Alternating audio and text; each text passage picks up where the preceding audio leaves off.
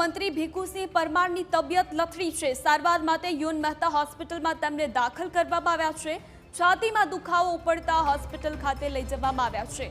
Ambulance મારફતે UN Mehta હોસ્પિટલમાં તેમને દાખલ કરવામાં આવ્યા।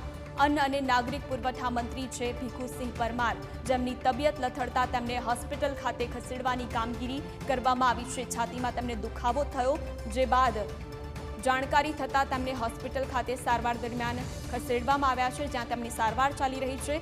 હાલ તેમની સારવારની કોઈ માહિતી મળી નથી। મંત્રી ભીખુસિંહ પરમારની તબિયત લથડી હોવાની વિગતો પ્રાપ્ત થઈ રહી છે।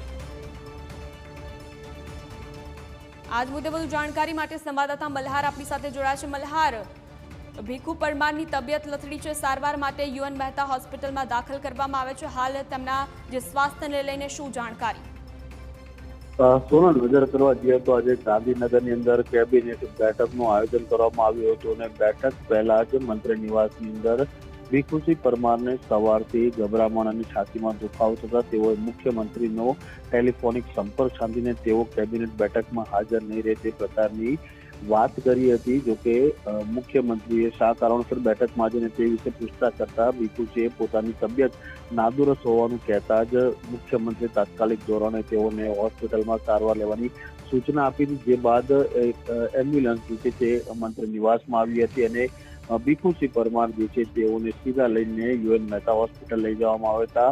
હાલ મળતી માહિતી અનુસાર ભીખુસિંહ પરમાર જે મંત્રી છે રાજ્ય કક્ષાના, તેઓ યુએન મહેતા હોસ્પિટલમાં સારવાર લઈ રહ્યા છે। તેઓની તબિયત જે છે તે અત્યારે સારી છે। સામાન્ય તેઓને ગભરામણ, છાતીમાં દુખાવો હોવાના કારણે ઈસીજી સહિત કાર્ડિયો જેવા ટેસ્ટ જે છે તે અત્યારે યુએન મહેતા હોસ્પિટલ દ્વારા હાથ ધરવામાં આવે છે અને પ્રાથમિક દ્રષ્ટિએ તેમનું આરોગ્ય સારું હોવાનું જે છે તે યુએન મહેતાના સત્તાધીશો દ્વારા કહેવામાં આવી રહ્યું છે। સોનલ, જી મલ્હાર, જાણકારી માટે આભાર।